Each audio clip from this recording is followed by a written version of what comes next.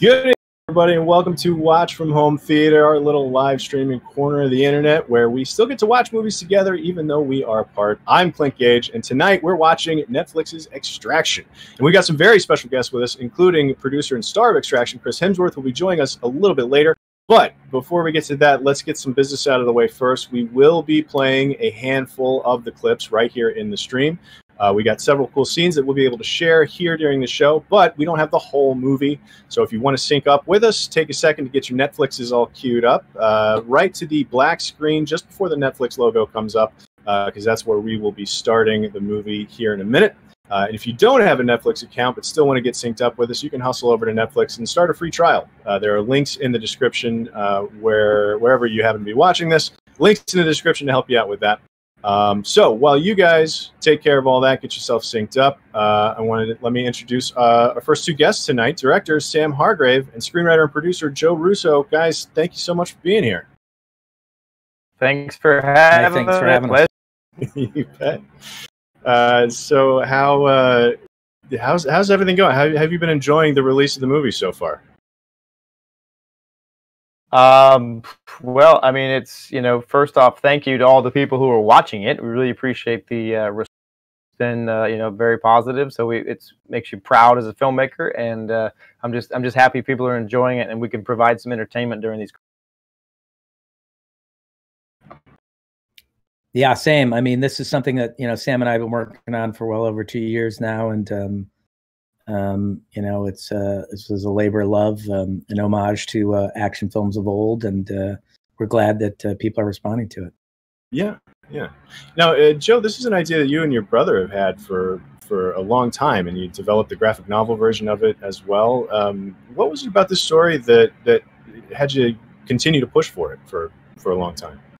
Well, I love a sort of edge of your seat, forget to eat your popcorn action thriller, and I feel like it's an endangered species right now in Hollywood.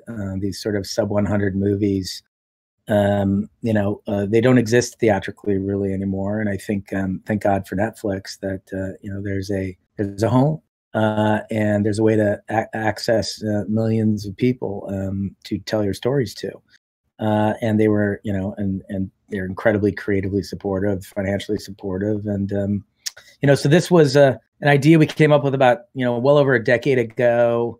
I think it was after I had seen, I read a book about a kidnapping in South America, and it was so harrowing, and the level of detail was so specific, stuck in my head for months. And then I glommed onto this notion of a character with emotional trauma who was tasked with extracting a kidnapped victim, and then started building a story around it. And then it was something that we just played around with for years, initially as a vehicle for us to direct coming off of Community. But then we went into Marvel and, spent a good 8 years there. And it's where we met Sam and fostered an amazing creative relationship. And now here we are. Cool. And Sam, I want to talk real quick about your sort of goals for this film. Like, in terms of the action movie genre, like big picture, and this being your first feature film, what was the most exciting part of this process for you? The most intriguing part?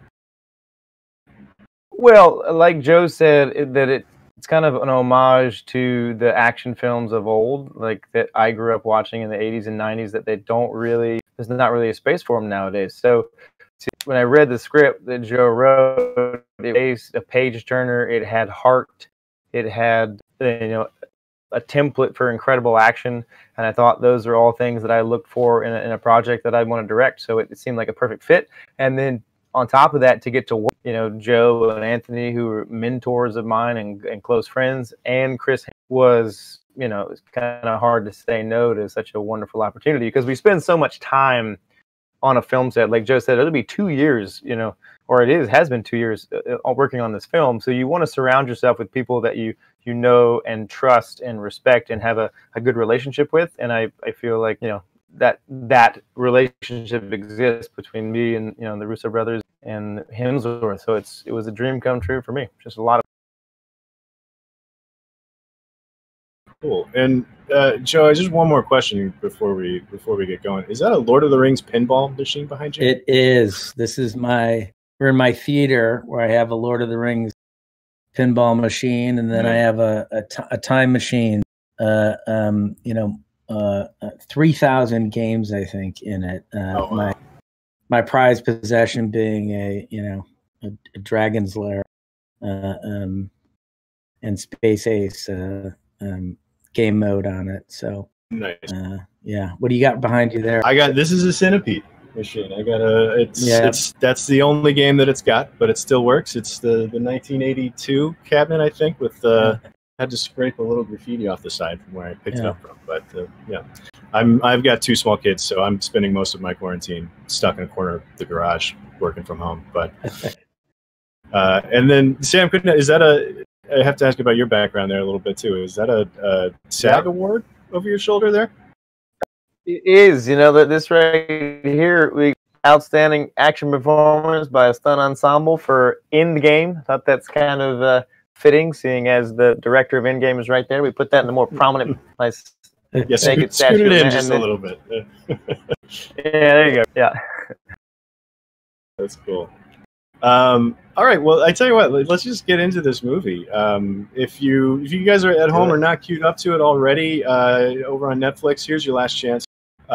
So spend a second to get set up over there. Also, want to remind everybody, wherever you're watching this stream, make sure that you leave comments or questions that you have for Joe and Sam, also for Chris when he is going to be joining us here in a few minutes. If you're on Twitter, use the hashtag WFHTheater, and we'll try to get to as many of those questions as we can as we go through the film. But I think that's probably enough from me. So let's get into this movie if we're ready. Let's everybody get ready to click play in 3, 2, 1, play.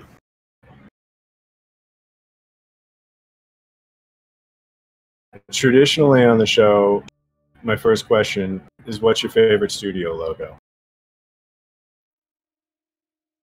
That's a good question.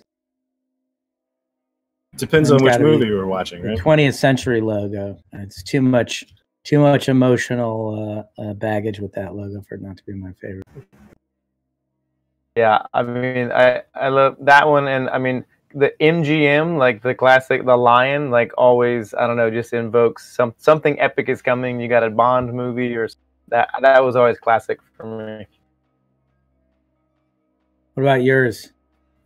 One of my first jobs when I moved to LA, I spent a lot of time working on the Fox lot, so it's the Fox 20th Century Fox fanfare for me.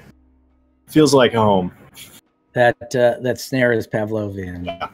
Yeah. All right. So we talk about quickly about the setting of this movie in Dhaka. It's such an unfamiliar kind of place, I think. Yeah, I mean that was Joe's. I think one of the one of the brilliant things about the script was, you know, this story taking place in a part of the world that most Western audiences have no clue existed. So to bring that to life was.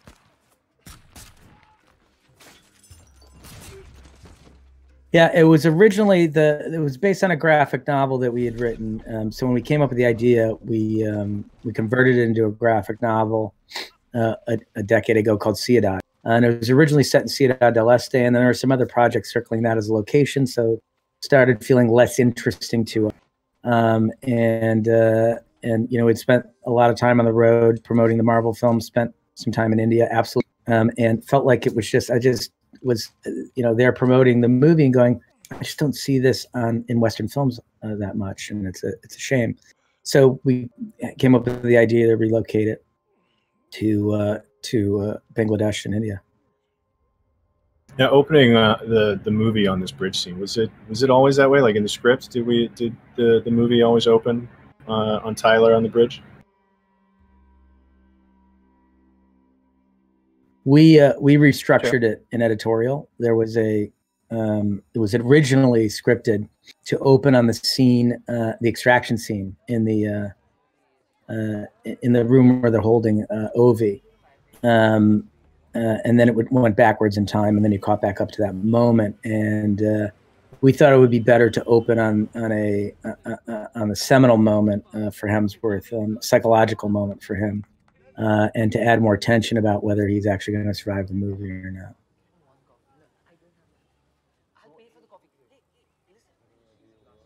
And I love these little quiet kind of slice of teenage life vignettes that happen here.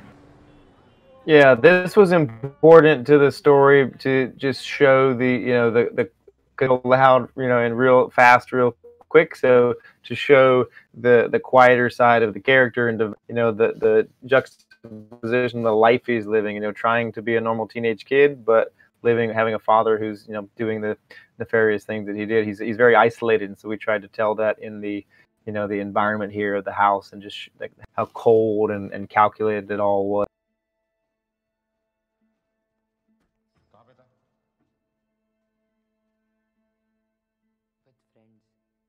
And we'll talk plenty about Saju moving forward, but this is a character that I found really fascinating in the movie.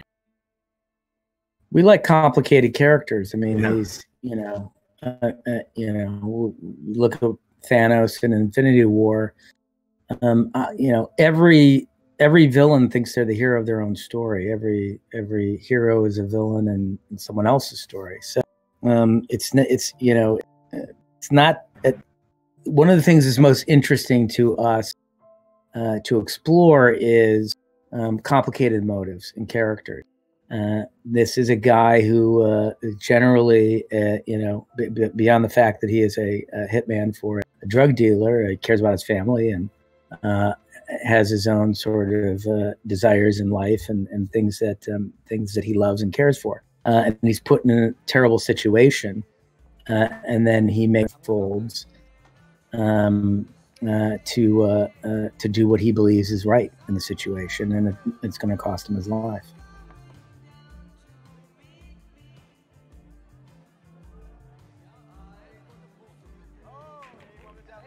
Sam, do you want to talk a little bit about your relationship with Tom Siegel? Yeah, I mean, the beauty. I mean, part of the thing to me is so much fun about this movie is the look. And I mean, to me, incredible advantage of the space that we were in, the way he used light and lenses to develop, you know, this world as a character. And that we talked a lot about the differentiation between the worlds and how the world of Ovi and you know, Amir was a little bit more smooth. So you'll see more you know, dolly shots or locked on, where things were a little more. As we get to Dhaka, as soon as things kind of set off, the world becomes a little more unstable for everybody involved. So we went to a handheld feel. But, you know, the idea was always to make it look and feel like you were there. Not say documentary style per se, but it was, you wanted to be able to taste, you know, the sweat and like feel the grit in the environment. You know, Tom is, I mean, in the last 15, 20 years, one of the best cinematographers on the planet. To get to work with a guy like that, I mean, I was learning stuff every day from. I will be forever grateful that he was, you know, leading the way. Yeah, and I've seen a lot of you actually having a camera in your hands throughout the production too. Like, what was that like working with a guy like Tom Siegel, and then also running camera for him? It's tough. Because that guy, he's an amazing camera operator himself. He started in documentaries, like he was in wartime and like conflicts in South America and all over the world. So he's been in hot spots. So it was, you know, he really wanted to do a lot of those things. And you know, in his heyday, no problem. He would have done what I did, you know, times 10. But he was very gracious to allow me, you know, the young, hungry, crazy director, to jump in there and try my hand at capturing some of these things in a way that I had talked to him about and wanted to you know, try my hand at, just to capture the action and in the spirit of what I had in my mind. And he was very gracious to allow me.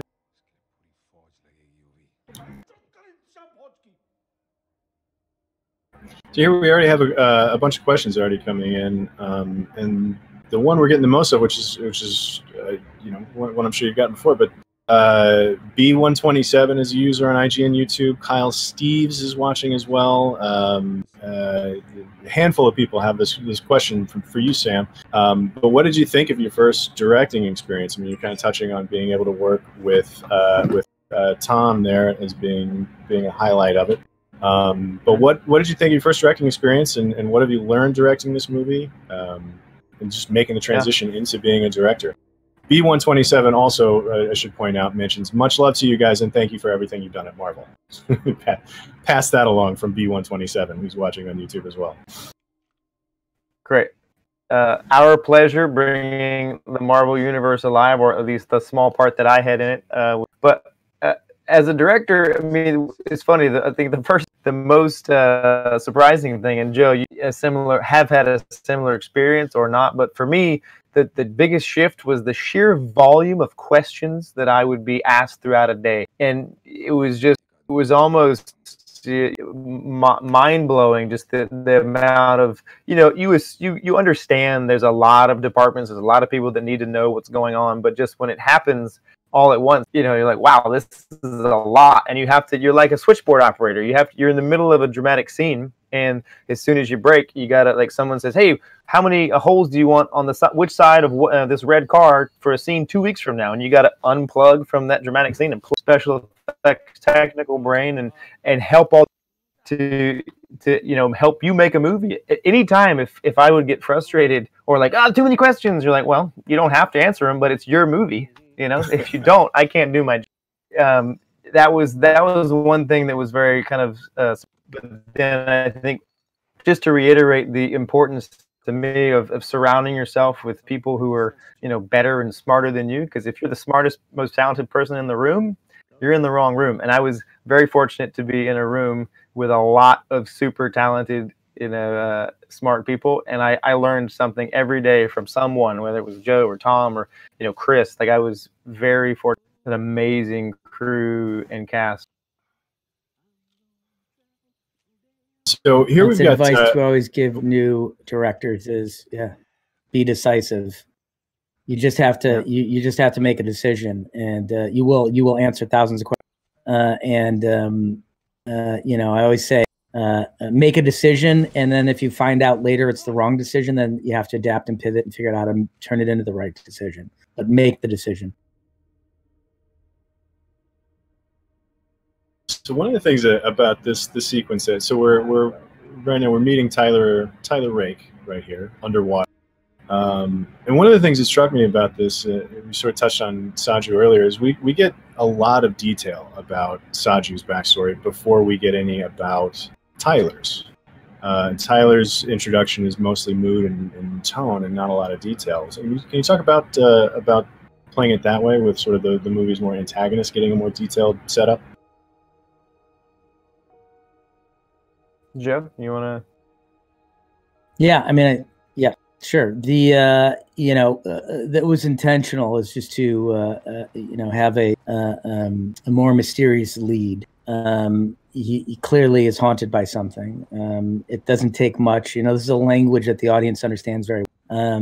You know, they've seen thousands of action, and so we felt like, you know, the real estate was required for us to take Saju on a journey that was a believable journey for you, and that requires screen time to do that. So we're slightly inverting the amount of time you would spend on a hero versus a villain, because he's going to go from an antagonist to a protagonist, and he needs a setup and story to do that. Tyler doesn't need that same amount of setup. He's damaged. He's an extractor, and he's offered a gig. It's a fairly, you know, and it's Chris Hemsworth. So, you know, you get mileage out of Chris's a charm and charisma on screen. So you don't have to do a ton of work on his, you know, making you fall in love with the character. You're going to fall in love with Chris. So, but it was intentionally structured that way to have a more satisfying arc for Saju in the film.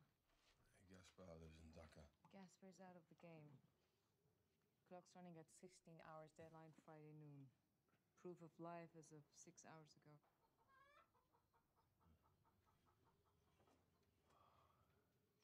It's also great, even just down to the wardrobe here. I like how out of place Nick is in this. I mean, she stands way out in Tyler's world.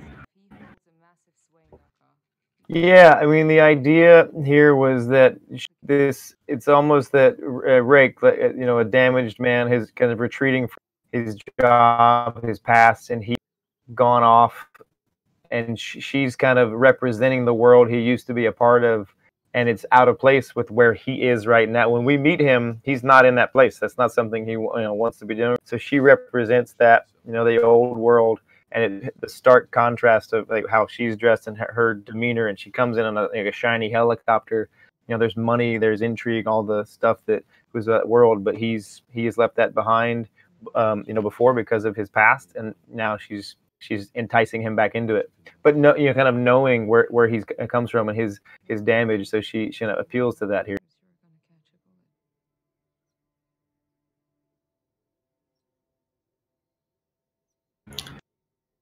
Here we got a pretty a detailed question here from Melanie Macklin, who's watching on IGN's YouTube channel. Were there any significance to the tattoos that Tyler wears?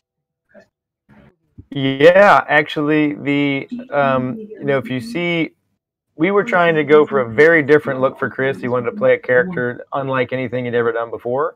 And so part of that was he's such a handsome guy. It's unavoidably, he's devilishly. So how do we kind of change people's perspective of him slightly? So we're gonna, you know, more you know, hard line haircut, put some tattoos on him, but the three on the neck, or the three, you know, arrow tips or spear, were just kind of his approach to life, and his mission. He's always he's the tip of the spear. He's piercing the situation and going forward with it. The interesting, and how, I'm trying to think of how much we see him, but we do it a couple times, is on his forearms. He's got some tattoos that are actually, which represent his kids drew, and we you know, so we use that to to tie into his, Tyler Rake from Hemsworth's actual real life, but that his kid, those are significant because those came from his son in this. So we tried to feature those at different times, and those are details that we never reference. It's just a visual reference thing for us to get layers for the,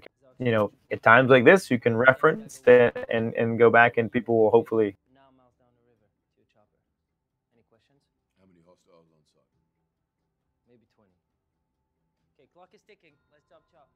This is a great scene. This is sort of some of the action movie shorthand that you were kind of talking about earlier. But here's the exposition. We need it for like 30 seconds, and we're off. Which I think it's great. You want to be efficient. You want to move the audience through it. This is a throwback film, and it does borrow from language that you're familiar with, and so. Where the novelty comes in the movie, I think, is in the the characters that circle around Tyler, Saju, as you mentioned, Ovi, Nick. These are less traditional character representations in these kinds of films, and I think where the novelty comes from in execution.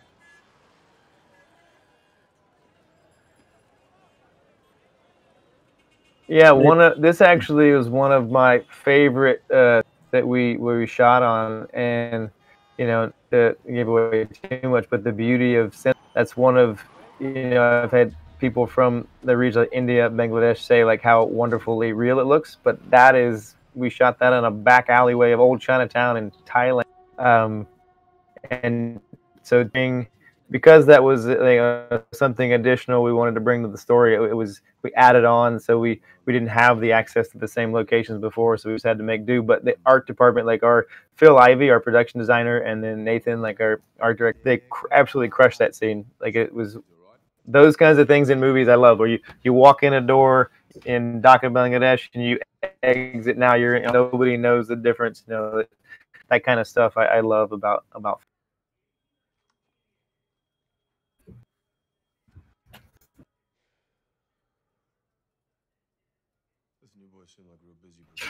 And the intent is to be a muscular action film. It is about a simple premise, right? There's emotional trauma to the lead, which is some curvature that makes him interesting as the movie progresses. The setting is unique, and as I said, the supporting characters have, especially Saju has a non-traditional arc. If you were to dissect the movie, Nick actually executes the sort of most critical moments in the film, killing the sniper, bringing down the chopper, assassinating Amir Asif at the end of the movie. So there are some non-traditional moments that you can play with, but the point of the movie, the exercise, was a muscular, simple drive to the film that would allow for some virtuoso action work, which Sam delivered on in spades. Yeah, I will say one of the things that really struck me about the movie is how much it covers. Like, it does a lot. There's a handful of characters that have really thorough arcs in not a very long runtime. It's just efficiency of storytelling. It really is trying to be very thoughtful and compressed. What I love is not forgetting to eat your popcorn. I like those edge of your seat, ticking clock. Ronin is another favorite of mine, with De Niro, Frankenheimer. Just a really tightly tight compressed time frame, without knowing too much about the characters. You go back and look at Ronin. I believe that's a Mammoth script, and it is exceedingly efficient in terms of character. There's not a ton that about De Niro in that movie, and it's the exercise of watching him as a likable, charismatic lead try to survive the plot. It's the same exercise we're indulging here. So this is one of the first enormous fight scene in this movie here. I mean, just talk about walking in. How do you even approach just one guy walking into a room and needs to take out everybody? Like, I mean, this is I mean, how do you even start to approach that? There's like a dozen guys that one guy needs to take out. Yeah. Well, I mean, truthfully, we started off Joe's script, and the action description on the page was incredibly, character driven and efficient in telling a story. And all we tried to do, was a story and find inventive, creative ways to do that. Part of the challenge with all this, how do you make something like this believable? And the beauty of it is, you're doing fights with multiple attackers, is you've got someone as big and strong and aggressive as Chris Hemsworth, and so you buy that he could make it through this group. But we wanted to push him and just keep it constant. Like, the pressure was always on, where he didn't get a chance to breathe. So as soon as he gets a win, somebody else is right on top of him, and you're just really forcing him to think. And and also for us as action designers, try to sneak in some little details like this one coming up here, and boom, how's your neck? That's actually little things like that, because we wanted to do that to a stunt guy, but you'd only get one take, and I like my guys, so we did that with a dummy. That was a dummy, the guy that got flipped over on top of his head. Yeah. Sorry. And then here comes the murder by rake, which is the we are the people who brought you Arrested Development community. We have a sense of humor about everything we do. We knew this exercise was a throwback. The name is a throwback. I mean, a lot of what we do, my brother and I, you'll notice we talk about films from our childhood and things that were really resonant with us. We're just film junkies who love movies. And this was, trying to recapture the feeling I had when I was 12 or 14 watching a movie like this.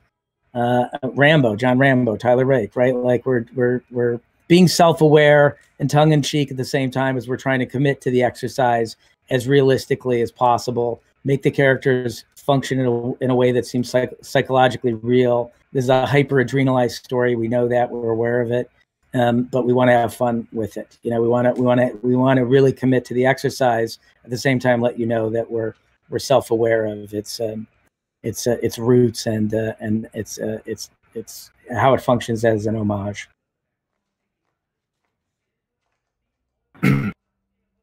Well, so after that scene, seeing him just take everybody out like that.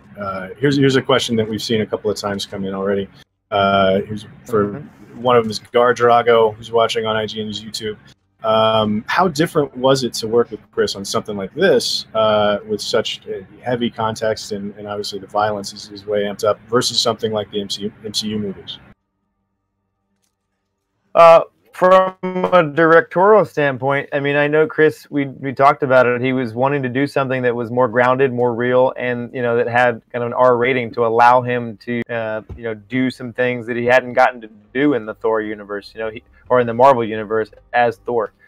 He's a super talented guy, and I've worked with him, on those movies. For me, because it's such a, he's a god in those, and I think Joe and Anthony did a good job of him as much as possible, but he's still a god. To make him human in this, and where he feels pain, but also gets to dish out some pain. It was a really fun challenge, and I wanted to push him physically because I knew he had it in him, and he delivered.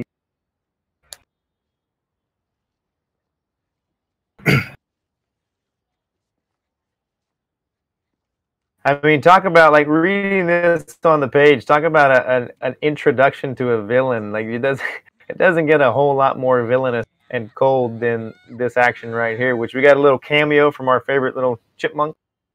Yeah, that was a happy accident. You're on the set all day, and he just wouldn't take no for an answer. His agents were just on us nonstop. Sure. Anyway, we were in between. You got takes, a bump for that, right? And he got bumped up to a day.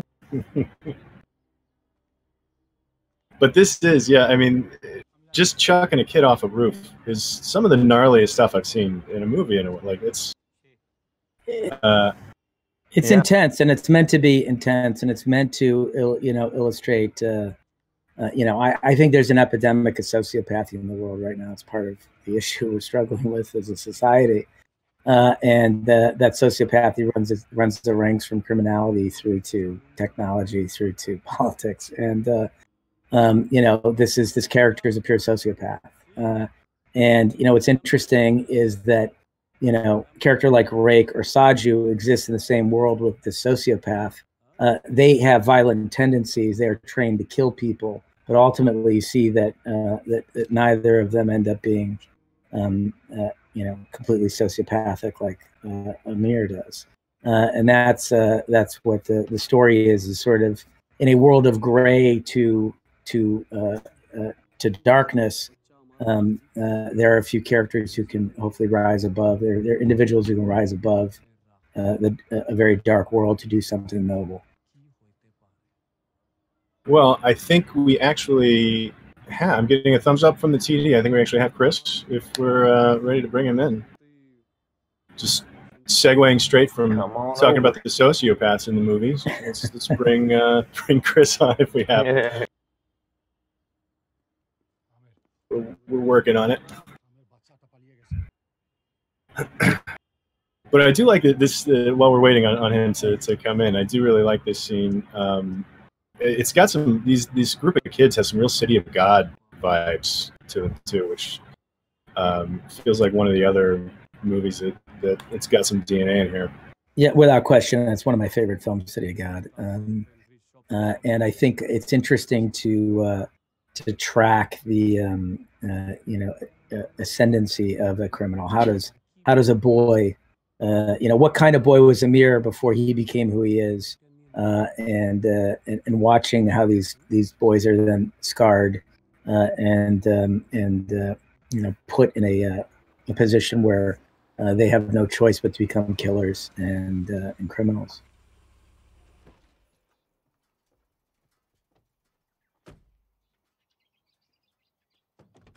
This scene actually. This was. I'm sorry. Yeah, go ahead. No. You're the one we're here for. This was. Yeah, well, this is our first day of shooting. I remember this, yeah, being that, you know, for me, like a very important scene because it's the first time you see these two start. But it was very, very important. But to, you know, so to do that early on in the schedule was daunting. You know, I was again fortunate to have two really great actors who brought and said so much without saying a word in these moments. You know, that really starts the development between these two characters. It's gonna lead you on and make you care throughout the rest of the film. And this is kind of where it starts. This is a super important scene and yeah, daunting to do early. Yeah. Well, and it's really understated too. Like I really enjoy how, you know, I mean, we keep talking a lot about efficiency and everything. Like there's no nonsense, no wasted anything in this interaction here, which I think is really telling for Rake as a character too. Yeah, it's important. I mean, you want to see, you know, the kid and what he's going through sometime, but you also we're tracking this with Rake. You want to see how at this moment he's all business. You know, the kid is just kind of the package that they talk about later. He needs to be delivered. He's, you know, he's an object that must be taken from X to, you know, to Y, and he's going to do that. And you know, whatever gets in his way, he's going to take it out. So it's very important to the arc of Tyler's story to establish his, you know, viewpoint of the, and you know, to set that up. So you see his change later on.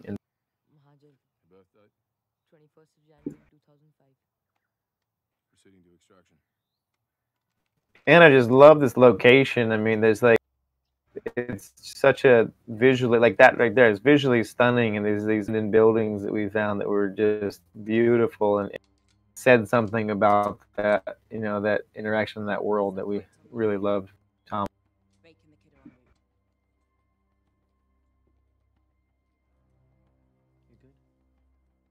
And here again, I have to comment again on the wardrobe for those for Nick and for the other guy there. Like, there's something so like fun and couture about it that's just so different from everybody else in the movie.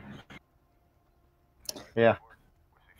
The psychology behind that is that, look, they're like agents, right? They're very wealthy arms dealers / reps for mercenaries, and they're stylish. They do quite well for themselves, and they dress themselves in a way to, like I said, elevate themselves above the sort of messy careers that they've chosen. And Sam, we missed talking about it in your first couple appearances actually, but this is you. There you are. You're sniping. Yep, that's me coming in to help the team get accomplish the goal, and then it's maybe that'll be my thing. Joe and I laughed about it, is like Hitchcock. You put yourself in your movies. It comes first act of all my movies, just like set it up and be like, and you're done. Just think of creative ways that I can kill myself, and subsequent. It gets worse and worse in every movie. You're the drummer from Spinal Tap. Yeah, exactly. Yeah, good luck figuring out how to work choking on vomit into one of your movies. Hey, never underestimate the creative minds of Joe Russo and Anthony Russo. Right now, I mean that's shot always to me just stands out as Tom Siegel, the brilliance of his backlight. We were always chasing backlight, just hammered into me, and for good reason, because it really does make this movie beautiful. We shift our schedule around based on light. We would have this is the plan, but then we were like, you know what, it's better if we did this. And I was like, so far everything was amazing. So we'll go on. We'll get the light. Yo, Chris Hemsworth, what are you doing? What's up, guys? How are you? Good. How are you? I'm good, man. We're live. Yeah, we're right in the middle of this thing. Thanks for joining us, man. Sick. You got here just in time. We're a few minutes out from the oneer. Fantastic. Yeah, I'm excited to see it. It was intense to shoot, and it's intense to watch. Yeah, it really is. I mean, just a couple of questions about it before we get into it. So, like, when it's actually happening, we can talk about it. But like, how did you first start to build this scene? And like, what was was it always wanting to be? Was it planned from the very beginning? Well, Sam and Joe, you can speak to that within more detail. I was introduced to it probably a couple of months before we started shooting. Sam said he wanted to attempt this 12-minute oneer, and I thought, oh yeah, cool, that sounds like fun. And then didn't realize it was going to be as intense and physically challenging as it was. And we just had weeks and weeks of rehearsals, and then as we were shooting each day, we'd be rehearsing the next sequence, and the next day, what was coming up. So it was kind of, everything was sort of overlapping and intense, but adds to the energy of what you see.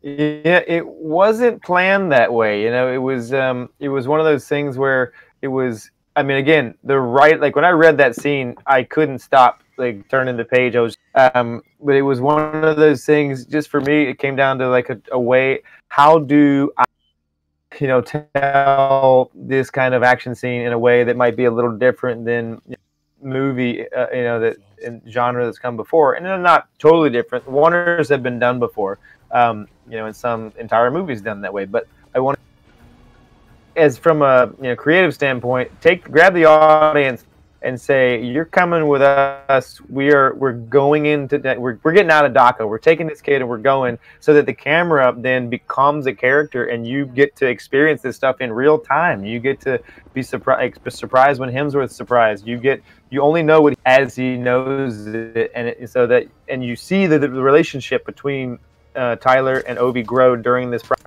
And so that was the kind of creative impetus, and then the technical side, you could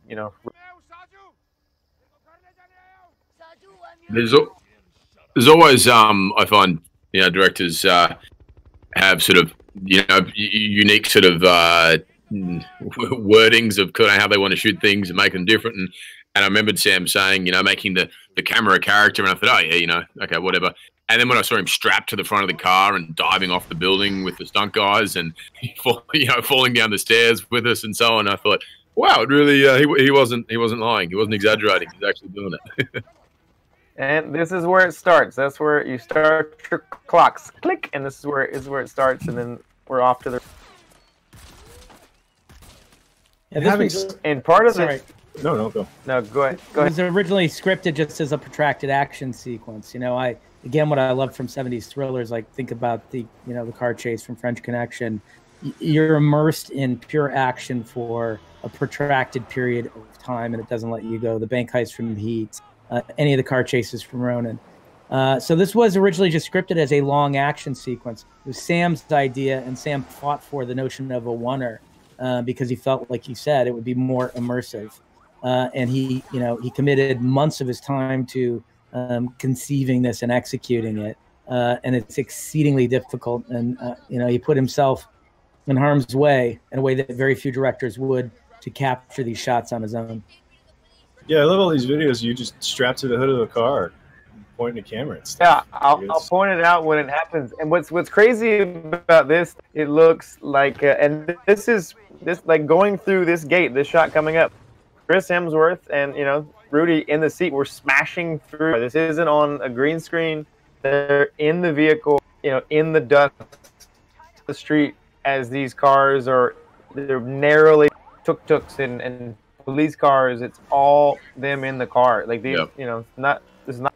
So that's part of the thing that's to me was also fun is the realism that I wanted was part of another part of this. So here's one where I'm on the back of a camera vehicle. Same here. This is actually one of my favorite little bits because we got the car kung fu, just the intricate choreography. Wow. And I was, my lens was three feet away from some of that. Here, this shot is where I'm strapped to the hood of the car because the camera vehicle that we were using before was not able to drift these corners and get this kind of stay this close. It didn't have enough power, and it was the wheelbase, and it allowed me to get this shot where when the car stopped, they just released me. I could slide right off the hood and then kind of dive into the back of the car. So depending on the necessity of the shot, we use different tools, and sometimes I had to strap myself to the hood of a car. So, Chris, we were talking about driving through gates and just being right there. Like, can you talk about the difference between that? Like, is it more fun, more weirdly satisfying to do stuff like that instead of like the bigger green screen CG stuff?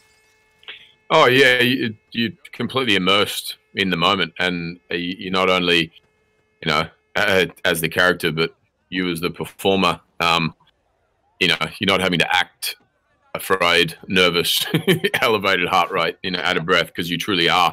And it was intense. At the end of every take was like, whew, okay, we all survived. I mean, as we're driving through the streets there, there's stunt performers, diving out of the way as we get within a foot or two of them, and that was the most nerve-wracking stuff. Just the sort of, the timing, that everyone had to be in exactly the right place at the right moment. But it's certainly way more enjoyable. The hardest stuff I find is green screen, sound stage, just numbing lights, kind of no energy, no environment to react off and to sort of interact with. You mean your decade at Marvel? I mean my entire career outside this movie. Yeah. I was going to say that myself. Every time I work with Joe Russo, it's just been really boring, and he promised me zero energy, numbing lights. What it takes then is like, you better have a good script, you better have a good director to help you kind of get there, you better have good actors. You get there and you make Avengers, the little small film that you put together, Joe. But good save. Yeah, good. Don't worry, we'll just clip out the first part of that. Talk about how long you trained for this stuff. This fight coming up here. Like, how long would it take you guys to? I mean, we didn't have as much time as we would have liked in rehearsal, but the moment I got there, and then it's probably 3 or 4 weeks of rehearsal, Sam, prior to that particular moment, and it was, we would shoot all day long, which felt like a training session in itself. It was just you're sweating, running, fighting, jumping. In between setups, we'd be rehearsing scenes. we'd get home then and we'd have maybe 30, 40 minutes of gym work, and then we'd go and do more rehearsal. And yeah, it was the most rehearsal I've ever had. But I've got to say, I felt my body, I felt in better condition than I've ever been in, and less banged up during this shoot than I was even on something where I did far less, you know, training or far less kind of stunts. And I think it's just because you're in the moment, you know, and it's 3 months of nonstop, but you're running on adrenaline and you don't have time to think about what hurts and, you know, what's breaking down. And I don't know, I certainly prefer to work that way after this experience, just sort of hit the ground running and don't stop, you know. Yeah, and we're getting a handful of similar questions actually from some people that are watching about your involvement in this movie from the beginning. Ivan Okafor, Walid Wajid, sorry if I'm mispronouncing those names, but questions about what attracted you to this movie in the first place. And Walid Wajid has an interesting one about action heroes. What action heroes that are kind of throwbacks, if any, did you take inspiration from for this character? Yeah, look, it was the unique blend of, you know, this incredible action film and what Sam had, you know, wanted to do with it and how he wanted to shoot it with the emotional component and this character. You know, Joe had written just such an incredible script that, you know, felt like an art house action film, which was a pretty unique combination. And I didn't really want to just do another action film. You know, it was pretty heavy on my history of what I'd done, and yet this felt very, very different. You know, there was a character that had a heartbreaking journey and a backstory, and something that, you know, that emotional component was throughout the whole film, and everyone sort of, each character was, you know, had their morals kind of questioned and compromised and had to make decisions that ultimately really transformed where they were headed in life. And you know, a lot of the time it's just action for the sake of action, whereas this continually informed the narrative and where the characters were emotionally. As far as films that I drew from, I think more on a sort of unconscious level, you know. I mean, I grew up, you know, Rambo, films like that I loved, and a lot of the action films of sort of the, you know, the 80s and 90s. But there wasn't anything I specifically kind of went and watched and went, oh, this is what I want to do. You know, it was, I guess you could pull a million different films that, without me realizing, I'd probably stolen ideas from. But we're getting back into the sequence here. Here comes this night fight with Saju. Yeah.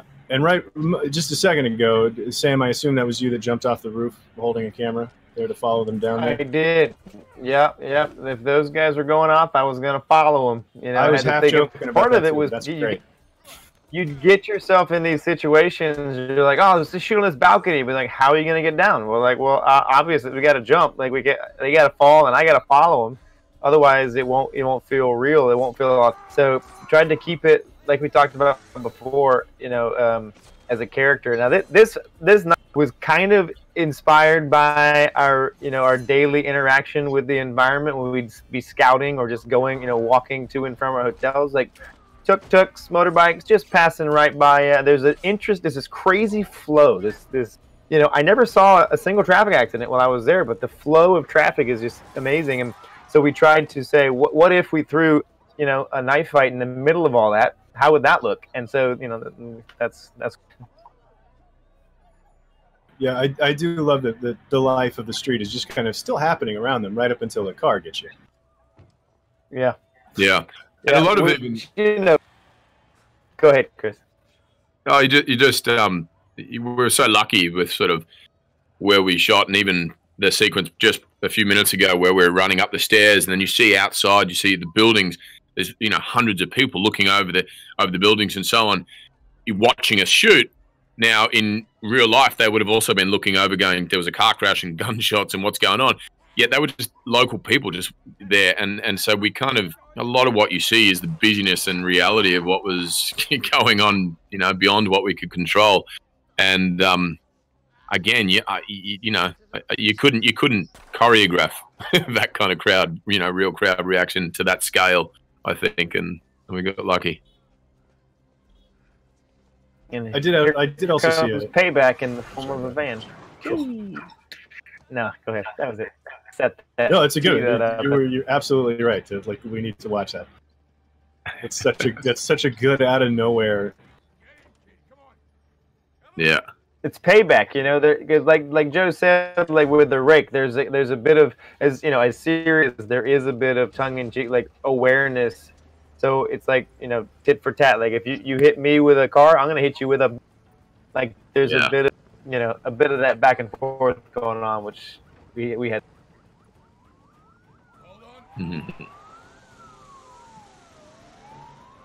Yeah, I love this moment.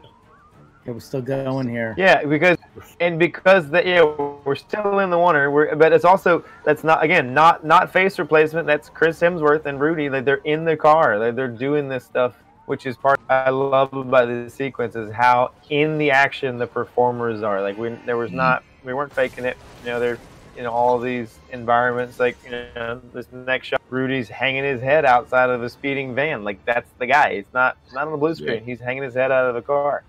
That's part of what really excited me about that sequence, and I think makes it unique, is a throwback to those movies that, you know, you were just doing it, and then you got out you go.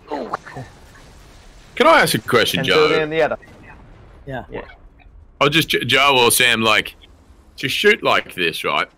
I mean, when it works, it's like you get that kind of sequence, right? Is the reason a big move to the green screen for a lot of things traditionally in a sequence like that would have been just logistically because of how complicated it is to do, or is it I don't know, cheaper to shoot on a green screen? It sort of feels like, to give Sam some props here. I mean, that is incredibly complicated, and it's very complicated to map that out and to map that out over geography that extends for 12 minutes of time. It takes months, and it takes a level of experience and a know-how that very few people actually have. And Sam is one of those people, and you know, I don't know that I could have conceived of that shot. I don't think I could have. Only Sam could have. So, as I said, it was scripted as a more traditional sequence. It was Sam's idea to conceive it as the oneer, and he put the time, the thought, and the energy into it. And worked with his team diligently for months to craft that. It's very complicated to pull off. Yeah. But when done, it's very, very thrilling. As you see, like you are, as Sam said, you become part of it. You become the hero. Yeah. And you're feeling it on a visceral level in a way that you can't when you're not in the oneer. If you were editing that, I don't know that it would achieve that same effect, that breathlessness that you get watching it. Well, and I like the placement of it too, just right smack in the middle of the movie, and the movie itself is more or less nonstop. So yeah, it's again that was always the intent, right? Is that this is a relentless pressure cooker. We like characters who are contradictions, and what is so fascinating about Tyler is that he is physically brave, exceedingly physically brave, but he's an emotional coward, and he's done something of true emotional cowardice in his past, and he needs repentance for that. And I think that by taking a character with that, which is that simple, fulcrum in his life, that intersection of tragedy and bravery. And then putting him into the situation on a ticking clock, it's going to force him to come to terms with it in a way that he wouldn't if he were not in this situation. Mm-hmm. He has to make split-second decisions, and that goes down back to instinct, and he can prove to himself that he can overcome that emotional cowardice. This is a great scene you guys have, you and Rudy have here. Can you talk? There's a question that I saw somebody leave, and I apologize to whoever left it because I lost it now. But they were wondering about if you gave any advice that you gave to Rudy, who's fairly new to acting, while you were working with him. Sam and I worked with him a lot. and look, because he was so willing to learn and wanted to grow as an actor and you know, soak up as much as he could. And that was just we're so fortunate. You don't get, a lot of time actors come in with their idea of what they're going to do, and that's it. Yet we just about sort of simplifying choices, and letting the sort of the actions speak louder than the words. And when we did speak, it was sort of straightforward and direct, and we weren't sort of dressing it up too much. And so yeah, we it was, a lot of the work was just about, just keep it simple, just say the dialogue. The writing's so beautiful and simple in the best way, so direct and short and sweet. We didn't need to sort of decorate it too much, and he was fantastic in that way, wasn't he, Sam? He was willing to learn and soak up whatever he could. Yeah, he was a sponge. I mean, like, to see his growth as an actor and as a person over the course of the shoot was really, I got to actually turn a lot of the props around on you, Chris, for coming in, on Sunday. I remember Sundays, multiple Sundays, coming in days off, but to sit with Rudy and I around the table, and we just read through scenes, just like Chris said, stripping away any preconceived notions and just living in the moment and letting the words speak, and let that be what the impact of this is. The beauty of the writing is, it's like you don't have to do much to it. Like, the situation is putting a lot of the weight on.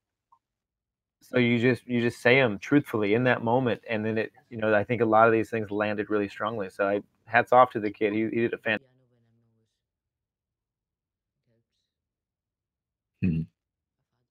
And it gets one of the biggest laughs of the movie, truly. Like, when we've seen it, like when that line about your phone, like, you're gonna leave me in the street and your phone, it's loud, like that gets a lot of great reactions. And when I've watched it with people, and people have commented on. Yeah, there are a handful of spots in there that are really well placed jokes. Was it, and in the context of a much heavier film, obviously, was it in any way a challenge to not include a few more moments to lighten it up a little bit? I think there were more moments. We just wanted to pepper in as many as we could, to have the option to sort of lighten certain moments and so on. And a lot of the time we just take it too far. Also, the same with the sort of Australianisms, if you want to call them that, which I know a lot of people say, oh, it's really interesting to hear an Australian accent, mate, and whatever we do, and we sort of fluff around on sentences. But there were times when you do that, and then it would feel like Crocodile Dundee, and it become a bit of a cliched, experience. So we did attempt to sort of throw it in there, but it was an editing sort of balance, I think, in the end, of sort of how much to have in and how much to leave out. Kind of a little bit more of a random question for you, Chris. We got its username is Hefaz, I think. Sorry again. What are your thoughts on cosplay? I've done a few Thor cosplays, but I'm wondering if I should make myself a Tyler Rake costume, and what are the must-haves for Tyler Rake cosplay? Well, I mean, a rake for starters, and some military garb and attire, and get yourself a rake haircut, long on top, short on the sides and back. What else? Weapons, plenty of blood and dirt. Just limp around the place, grunt a lot. Say g'day, mate, and you'll be. That's it. What's interesting, what you were talking about earlier about humor, is that I think the most complicated aspect of directing is tone, and it's something very few people ever talk about or talk about enough, because tone is everything in a film. It's how you calibrate tone that can determine its success in translating to an audience, or its failure in translating to an audience. And we're of a mindset, my brother and I, and it's something that that Sam has participated in with us at Marvel, which is collect everything, take it all into the edit room with you. We have a clear idea of what it is that we want, but that doesn't mean that you won't change your mind. It doesn't mean that I can't tell you the amount of times that I've shot a scene, left the scene, and went, we absolutely crushed that scene, and then I get in the edit room and I go, God, we fucked that scene up, and you're back reshooting it. And so you don't, you don't know what ultimately is little tweaks you're going to need for calibration. And I think that the best directors know how to capture enough footage to allow themselves to calibrate. And that's what Chris is saying. You collect those jokes, but then as we started to work on the film, as Sam started to work on the film, he discovered what he wanted the tone to be, and it works tremendously well for what the movie is. You mentioned that's part of the strategy with the Marvel movies. Something that you picked up with the Marvel movies. There's been a handful of people have asked this as well. Kyle Steves is one on IG and YouTube. That how is working? Is there anything else that working on the Marvel films that influenced the storytelling approach on this movie? Is that for anybody? Any of us? Or sure, I'll take it. Well, I mean, I had some of the best mentors in the business. I mean, Joe and Anth direct Avengers Endgame was the highest grossing movie of all time. So they're doing so to come up under those guys, and the emphasis on storytelling, character driven, and something that I took to heart was, the best idea always wins. So that, wherever that comes from, it doesn't have to be me. Like, I may not always have the best idea. It may not be Joe. That was like the kind of the humility of that position, is like they're open to ideas from other sources, so long as it serves the movie and serves the character. So the best idea wins. And like he said, just making sure to basically cover your behind and don't have such a preconceived notion of a scene where you don't allow room for change. So just cover it. Let actors try stuff. Like Chris and I, we do a take that I liked in the moment. I thought that was right, and I say, hey, do something like Clay right now. Try something different, because hey, it might. And we had a lot of fun with that. And it and there are moments that came out of that in the movie that were right. I was wrong and whoever had a better idea, that ultimately made it into the film, and you have to be open to that and humble to other ideas that might best serve them. This scene with this gang of kids, I really like the. Can you talk about the different approach of this fight scene with just like Rake trying to be non-lethal, essentially?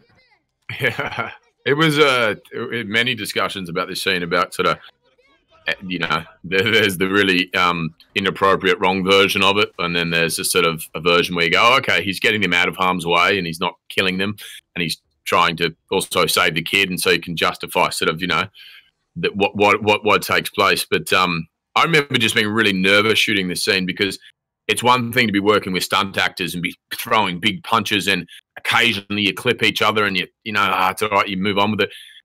This is like, you accidentally don't want to hit, someone who's not of the same size or not a stunt actor and kind of ready for it. And so I was just very nervous about kind of, I don't know, making sure I was missing and I had my timing right and my distance and so on. But those kids were just hilarious, weren't they, Sam? Like, I don't think any of them spoke English, and there was a translator, and they'd all just be, I don't know, they were having a great time throwing punches at me and stabbing me. That was a wild night, man. But also one of the challenges, you're working with minors, is they can only shoot for like 6 hours at a time. So, you're trying to get this big action sequence when they're like, gotta go, gotta get up for school in the morning, and you're like, we still have half our day left. So a lot of it, the challenge was, picking which moments to shoot with Chris and the kids, and then which stuff we could get with just Chris, like when they were home sleeping, and which stuff we had to focus on of just them if Chris came in a little later. So that the logistics was tough, but man, they brought such a positive energy to set every day. They were so thrilled to be there. That scene was amazing to shoot, man. And walking the fine line, like Chris said, you're beating up kids, that's tough. So we walked, but it was always kind of written to be, I think, walk that line, and with like what Joe said, covering your butt and getting a bunch of different coverage and footage, you could develop it and really walk that line. And it tells a lot about the character too, though, which is he's not punching these kids in the face. It's like the difference between that, where he just open hand slap, which not only less lethal for the kid, but it sets up, it's humiliating. So it drives this Farhad character's story forward, which ultimately comes back in the end of the movie. So it's a very important, and how you play that action is.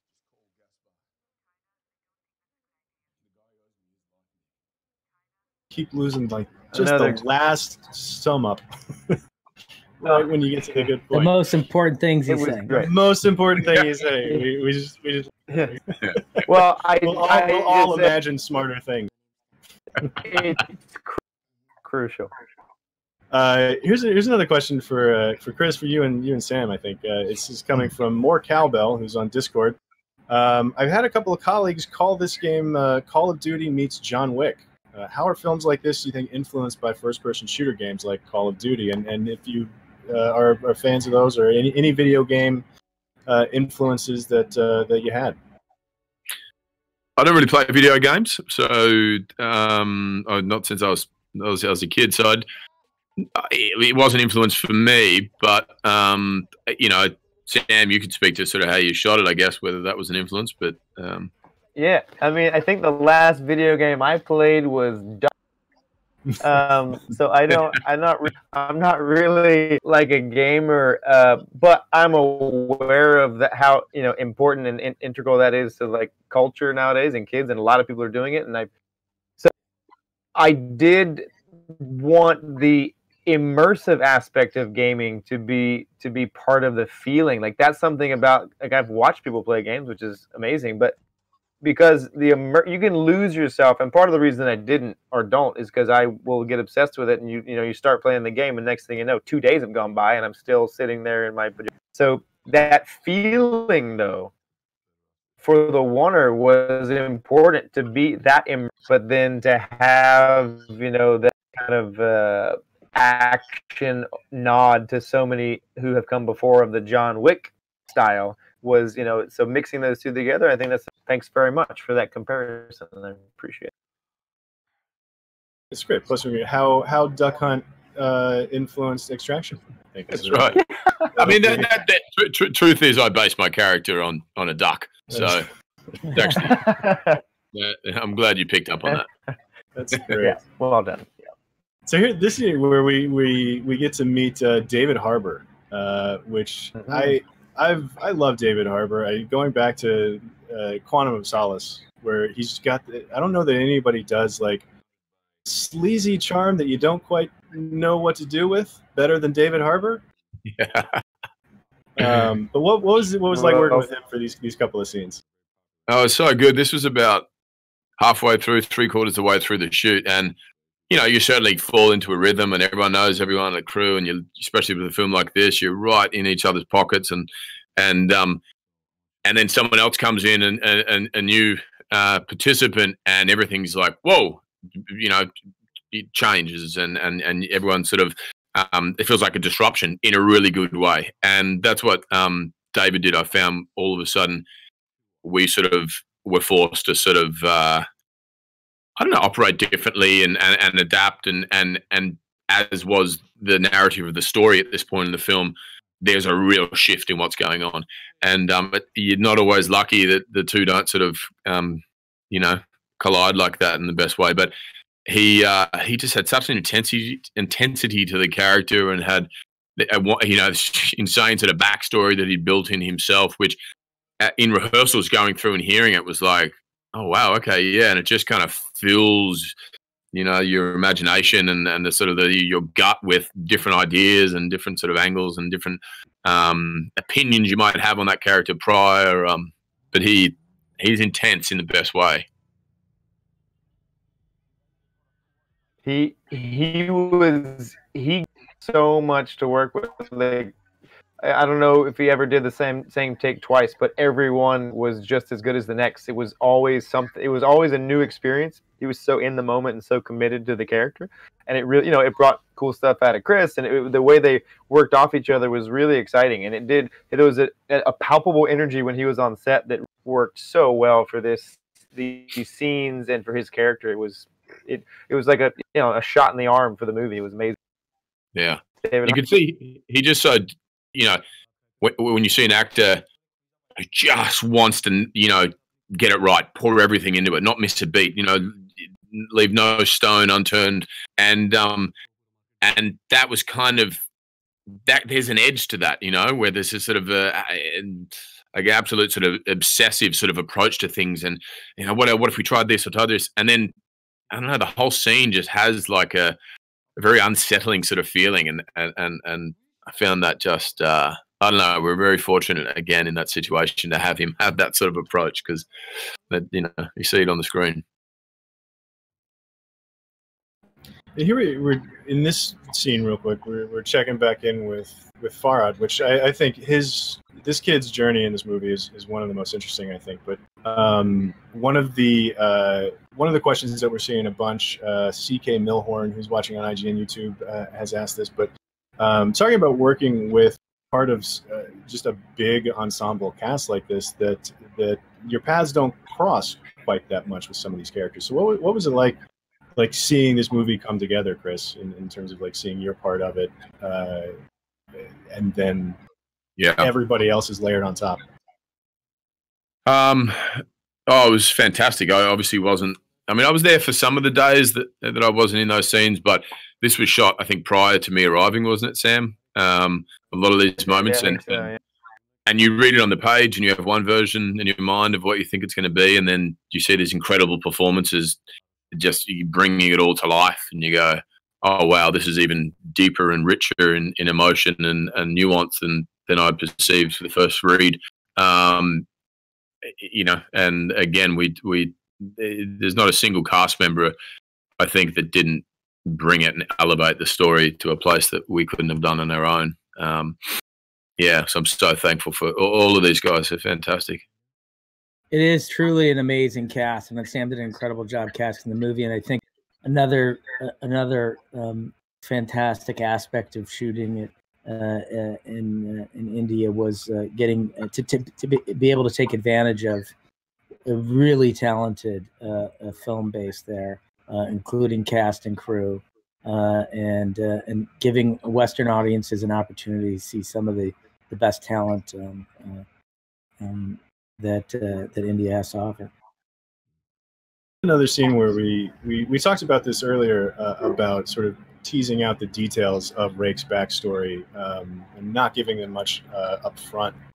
So when you talk about it, like this scene in terms of like finally putting some detail to your backstory in this scene here with Rudy, which, by the way, Rudy, like this Ovi's character being so probing here, I thought was really interesting too. Yeah, it was. It was. He wouldn't. Rake wouldn't have talked about it unless sort of pressed in that way, you know. And so I think it was fantastic writing. It was one of the, you know, again, this scene I remember in the first read, getting teary-eyed and it just hitting me so directly, and you know, that very, not often does that happen. It was interesting. We shot this for about 3 months, and I saw my family maybe 3 times during that whole time for the space of 2 or 3 days. Like, it was, you know, it was the first time I hadn't brought them on the road with me. Logistically, it was just too hard. And so I was certainly missing them and able to sort of use that and manipulate that, I guess. And it ended up being a really heavy couple of days. And I think at the end of this sequence, I walked off the set, and then Sam was there, and he was sort of teary-eyed, and I was sort of teary-eyed, and we're both just like, oh man, I'm exhausted. And he was like, yeah, let's try and get another angle. And Sam, you know, we got as much coverage as we needed, but we didn't want to sort of hang around there too long. It was heavy, wasn't it, Sam? Yeah, it was a very heavy experience, but I mean, kudos, Chris, because you went places that affected me. Like, watching it, I couldn't help. You'd come back and I'd be crying each take, and it's somehow, you know, because that's a very difficult thing to be that and be that raw in the moment is a very difficult thing, and to do that repeat is unbelievably difficult. So, you know, what you did in that scene, it's super powerful. It's the heart of the movie exposed, if you will. So I think getting that performance, having that moment, so much heart and connection between the two characters, I think that makes the movie what it is. Because without that, it doesn't have the same. Yeah, yes, those were heavy to it. Yeah, and you talk about being exhausted at the end of this scene, and obviously the whole rest of the movie being as physically taxing as it was. Here's a question from somebody who's following along on Discord. Mouses with Z How did you control your mental state during the filming? It must have been mentally exhausting. So, like, just holding up. Did you do anything specifically, any part of your routine to kind of help yourself, pace yourself a little bit? Look, other than this scene, where, as I said, it was emotionally pretty taxing and a pretty heavy scenario. It was so physically exhausting, the movie, but we're all in it together and felt like we were really achieving something pretty unique and special.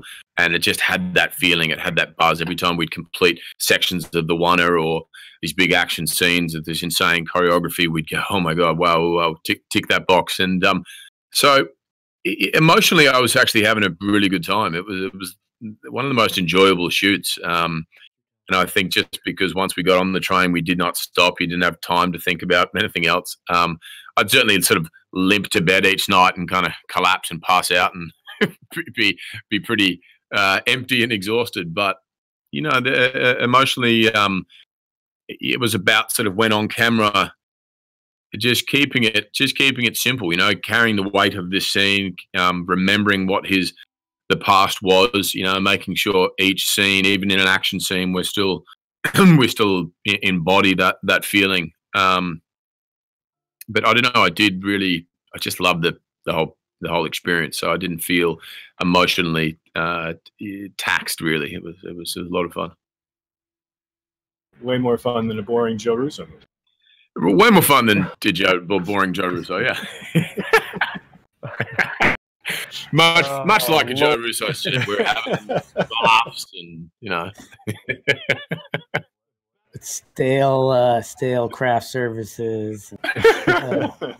That's right. To touch on that scene, I mean, the whole movie is about the scene. That scene, it's and it doesn't work without that performance from Chris and from Rudy. It's the disciplined exercise of the film. It's very efficient from a storytelling standpoint, and it's about one severe revelation, and it is a tragic revelation to think about. I've got 4 kids too, and it's ultimately when I knew how to write the script was when I understood what Rake's backstory was, and I went, oh, that's just so hard to think about. It's so hard to think about recovering from making a decision like that in your own life. And I understand the decision, but I don't know how one would recover from it. And that seems super complicated to drop into the middle of a hyper-adrenalized action film.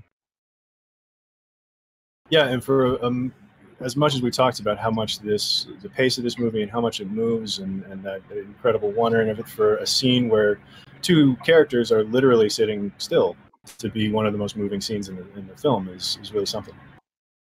I remember actually kind of thinking that when we were shooting, going, wow, this is such a change of pace, and how will it all stack up? But the quiet, still moments really amplify the action. They have meaning, they have purpose. It's right when you're exhausted and you can't take anymore, we take a little beat, and I think it's it's just a testament to the writing again and the directing. You guys did an incredible job. Doesn't work without the performance, buddy. Speaking of, I think this scene between you and Harbour is incredible because it's as you said earlier, Harbour is, charismatically amoral. And, it's one of those scenes that breaks your heart because you want to love this character when he shows up and he just disappoints you and in the worst way possible. And you mentioned his backstory earlier about you hadn't really, it kind of surprised you a little bit, but because I'm hearing him talk about his wife, what actually reminded me of is, you remember Benny, the cab driver from Total Recall? He's like, I've got 5 kids to feed. Like, yeah, I don't believe he's got a wife still. Like the way that he keeps throwing out the wife. So I like, he's such an unreliable guy here. But was that part of his work, his backstory? Yeah, I mean, there's so much that Harbour put into that. Like, Joe and I talked about like what this character, kind of who he is and where he comes from. Harbour brought a whole new level to it insanely detailed and just eyebrow raisingly like, oh, okay, well, this is, I'm not going to reveal any of it. That's for him, that whatever helps him get to that moment. It was very specific, and it was powerful, and it was, it translates.